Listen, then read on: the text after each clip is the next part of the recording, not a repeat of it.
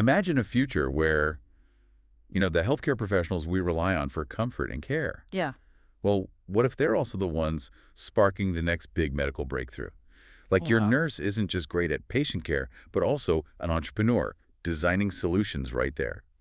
It's not as far-fetched as it might sound, actually. The healthcare landscape, it's definitely shifting. It really is. And traditional roles are evolving pretty quickly. So this deep dive is all about uncovering how we can really cultivate that entrepreneurial spirit. Specifically in nurses, right? The next generation. Exactly, and nursing professionals. Absolutely. Today, we're diving into a really fascinating piece of research. It's a 2025 cross-sectional study from BMC Nursing. Ah, yes. By Yu and Wen, Cultivating Healthcare Innovators. I remember this one. That's the one. A cross-sectional study on entrepreneurial abilities and influencing factors among nursing undergraduates. Quite a title. It is, but it gets right to the point. And our mission here really is to distill for you what entrepreneurial ability genuinely means for nurses. Assess their current strengths, weaknesses in this area, and then uncover what truly influences these skills. And crucially, look at the actual strategies the research proposes. Yes, the actionable stuff. How to bridge that gap between education and practice. Think of it as your shortcut to understanding how we can, well, empower nursing professionals to drive innovation in healthcare. So the big question hanging over all this is, why now? Why does entrepreneurial ability even matter for nurses right now? Well, the study paints a pretty vivid picture. Healthcare landscapes are undergoing these massive shifts. It's like tectonic plates moving almost. Okay. We're seeing rapid transformation in the environments themselves, new techs, changing patient expectations. Demanding more patient-centered care, more efficiency. Exactly. And that transformation isn't just about better care. It's also fueling, interestingly, more intense employment competition. Right. But it's also creating entirely new entrepreneurial opportunities within healthcare. So nurses are on the front lines seeing the problems. Every single day, they see problems that desperately need solving. And if they have those entrepreneurial skills, well, they're not just spotting problems. They're turning them into solutions. Precisely. But here's the gap the study highlights, and this is key. Despite these huge shifts, our current educational systems often aren't really set up to cultivate these skills. No, they're often not adequately doing it. And surprisingly, research specifically on this, for nurses, it's been pretty scarce. So this deep dive is hitting an urgent, kind of overlooked need. It really is. And when the study talks about entrepreneurial ability in college students generally, Yeah, what do they mean by that? they're thinking pretty broadly. It's the mix of knowledge, skills, and those personal qualities you need For what, exactly? for preparing, implementing, and then sustaining new ventures. In the nursing context, this means supporting their own professional growth. Okay. And crucially, creating innovative healthcare or nursing practices. It's about seeing a chance to improve care and having the drive and know how to act on it. Okay, so to really get these insights, it helps to know how they gathered the info. It was a cross-sectional survey you mentioned. That's right, which means essentially they captured a snapshot of these abilities at one specific point in time. Like a photo, not a movie. Exactly. In this case, it was March to April 2023. So it tells us what was happening then, but not necessarily how things might change over time. Got it. And who did they survey? The participants were 521 undergraduate nursing students, all from a single university in Liaoning, China. One university. Yep. They used what's called convenience sampling. Basically, they surveyed students who were easily accessible there. Which is practical for research, I suppose. It is, but it's important to keep in mind, these findings might not perfectly represent all nursing students everywhere or in different healthcare systems. Right. Makes sense. And how did they measure these abilities? They used a tool called the self-assessment scale for entrepreneurial ability of college students. Okay, so a general college student scale, not nursing specific. Correct. But what's interesting is how well suited it turned out to be, even for nursing. How so? Well, it covers 4 key areas or dimensions: entrepreneurial personality, basic entrepreneurial ability, core entrepreneurial ability, and social coping ability. And when you think about what a nurse does, especially an innovative one, things like resource integration, managing stress, teamwork, they're absolutely vital. And the scale captured those. It touched on all of them effectively, yeah. Okay, so after collecting all that data, where do nursing undergrads actually stand right now? What's the verdict? The main finding, the headline number, is that the average score was about 3.8 out of 5. 3.8 out of 5. So pretty good. Yeah, the study calls it an upper middle level overall, which is, a solid starting point. Definitely not bad. That's encouraging. It is. And the study notes this is actually a bit higher than some previous research, though consistent with others. Why the difference, do they think? They suggest a few factors. How the scores were reported in different studies, maybe specific entrepreneurship support policies in that province, Liaoning, Local context matters. and just variations in sample sizes between studies. Okay, but here's where you said it gets really interesting. The overall score is good, but it's not balanced. Exactly. That's the crucial insight. The entrepreneurial ability structure, as they put it, is not balanced. They're strong in some areas, but there are definite weaker spots needing attention. So where are they strong? They felt more positive about their social coping ability and their entrepreneurial personality. Okay. And if you drill down into the specifics, the highest scores were for things like being down to earth, persistent, Sounds like a good nurse. totally strong interpersonal skills, excellent teamwork abilities. These are, like you say, fundamental nursing traits, so it makes sense they'd rate highly there. Absolutely. Those strengths are core to the profession. Compassion, resilience, collaboration. But, okay, where did they struggle? What are the growth areas? That's where the imbalance shows up. They had less confidence in what the study termed basic entrepreneurial abilities and core entrepreneurial abilities. Basic and core. What falls under those? Well, the lowest scoring specific areas really highlight it.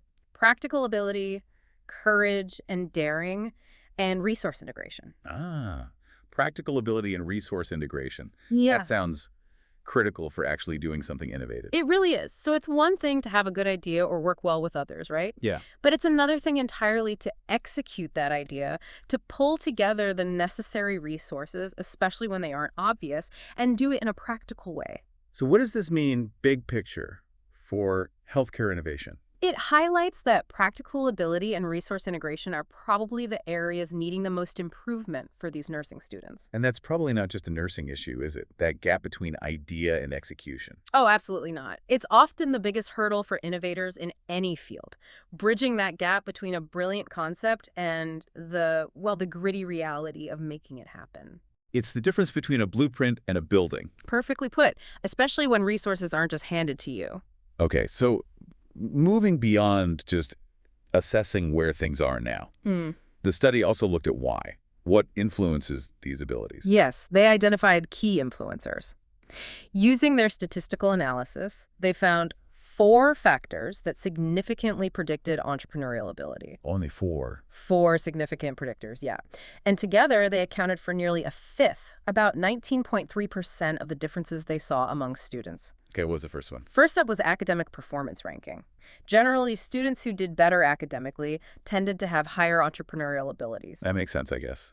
Good students are adaptable, good learners, problem solvers. Exactly. It seems intuitive. But, and this is the aha moment I found fascinating, the really high-achieving students, like top 20%. Yeah. They actually showed weaknesses in some core entrepreneurial abilities. Things like innovation, spotting opportunities, mobilizing resources, even leadership. Really, the top students. Why? The study suggests they might show conformist tendencies. Maybe excelling in traditional academics doesn't always foster that out-of-the-box thinking or risk-taking needed for entrepreneurship. Wow. So being good at following the rules might not make you good at breaking the mold. That seems to be the implication here. It's a powerful insight. What about the students at the other end, the lower performing ones? Well, conversely, the study found that students in the bottom 20% struggled significantly with the basic entrepreneurial abilities. Like the practical skills. Exactly. Practical skills, learning capacity, analytical thinking. So both ends of the academic spectrum seem to have distinct developmental needs when it comes to this stuff. Interesting. Okay, what was the second factor? Class leadership experience. This one's maybe less surprising. How so? Students who'd served as class leaders showed significantly better entrepreneurial abilities across the board, especially in that social coping dimension. Makes sense.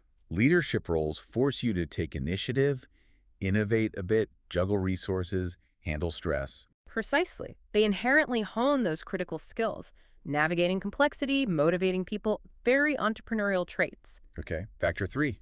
Parents' educational level. Higher parental education correlated with higher entrepreneurial abilities in the students. Why would that be? The study suggests a few likely reasons.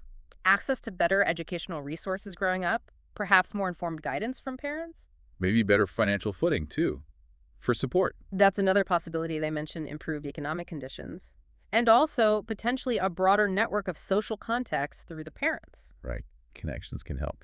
Okay, and the last factor. Number 4 was family members' attitudes towards entrepreneurship. The home environment again. Absolutely. A supportive or even just a neutral family attitude made a significant difference. How does that play out? Well, parental encouragement can boost confidence, affect a student's psychological state, influence how they're seen socially. Financial support again, maybe. Could influence that too, yes. And provide crucial planning advice or guidance. It really underscores how much entrepreneurship relies on an ecosystem, starting right at home. Okay, so these insights are great, but they're not just academic points. The study proposes actual concrete strategies, right? Things we can do. Yes, absolutely. Actionable strategies to bridge that education practice gap. This is directly relevant for you, for anyone thinking about real-world healthcare solutions. What do they suggest? They start with the curriculum, reforming it. They suggest a mandatory hands-on course. Signatories. Yeah, a 2-credit nursing innovation practice course, maybe in the 3rd year, and structured specifically around identifying real needs. Okay. Then workshops for designing solutions, and finally, simulations for integrating resources. Very practical. Beyond classes, what else? Significant experiential learning. They propose things like bi-semester, 2-week clinical innovation practicums. So students go into clinics specifically to find problems and design solutions. Exactly. And even more hands-on, 6 to 8-week interdisciplinary practicums, maybe with health tech startups. Wow. Pairing nursing students with tech startups. Yeah, for actual prototype development. Imagine nursing students helping build the next generation of wearables for chronic disease management. That's potentially transformative. That really is. Yeah. But how do you make sure this counts? Assessment matters. Totally. So assessment reform is key. The study suggests weaving entrepreneurial competencies right into graduation evaluations. Wow. Maybe, say, 30% from an innovation portfolio, 40% from a clinical solution design project, 30% based on teamwork assessments. It shifts the focus beyond just exams. And you need teachers who can guide this, right? Absolutely. Which leads to faculty development. They suggest boosting faculty skills through annual training and medical innovation mentorship. Training the trainers. Exactly. And maybe even internships for faculty within hospital innovation departments. You need faculty who understand this world. Makes sense. You can't teach what you don't know. Right. And lastly, they circle back to the family influence, homeschool collaboration. How do you formalize that? Things like quarterly parent open days, showcasing student innovations, providing clear guidelines for families on how they can offer support, even maintaining advisory hotlines. It makes that family support factor actionable within the education system. That's a comprehensive set of recommendations. Now, like any good research, I assume this study has limitations. Of course, they acknowledge them clearly. First, generalizability is an issue. Because it was just one university in China. Precisely. So how broadly these findings apply across different healthcare systems, different cultures, we need to be cautious. Okay, what else? The design being cross-sectional means it can't definitively prove cause and effect. The snapshot versus the movie thing again. Exactly. It can't show how abilities develop over time, just what they looked like at that moment. Gotcha. And finally, there's potential self-report bias. Students were assessing their own abilities. So they might overestimate or want to look good. It's possible. Recall bias or social desirability effects are always a potential factor with self-assessments. So where does research go from here? The researchers recommend, predictably, multi-center studies, more universities, maybe different regions or countries to boost generalizability. Makes sense. Also, longitudinal studies following students over time to see how these abilities actually develop. The movie, not the snapshot. Right. And mixed methods approaches, combining the quantitative surveys with, say, objective assessments, maybe behavioral simulations. And talking to students. Yes. Qualitative interviews to get a richer, more nuanced understanding. Okay, so wrapping this up. This deep dive has really shown us, I think, that while nursing students have a good foundation, especially in those interpersonal areas, Yeah, a solid the base. specific practical skills, the core entrepreneurial stuff like resource integration, need targeted development. Definitely. And critically, both the family environment and the academic setting play huge roles in shaping these abilities. It really feels like cultivating these innovators in healthcare isn't just about the technical nursing skills. No, it's much broader. It's about fostering a certain mindset, creating a supportive ecosystem around them, and crucially, enabling that hands-on, real-world experience. So here's something to think about. How much might the success of future healthcare innovations, everything from new devices to completely new ways of delivering care, depend on empowering nurses? Empowering them not just as skilled practitioners. But as entrepreneurs right from the start of their education, what stands out to you listening to this about how these insights could fundamentally reshape how we train nurses and how healthcare operates?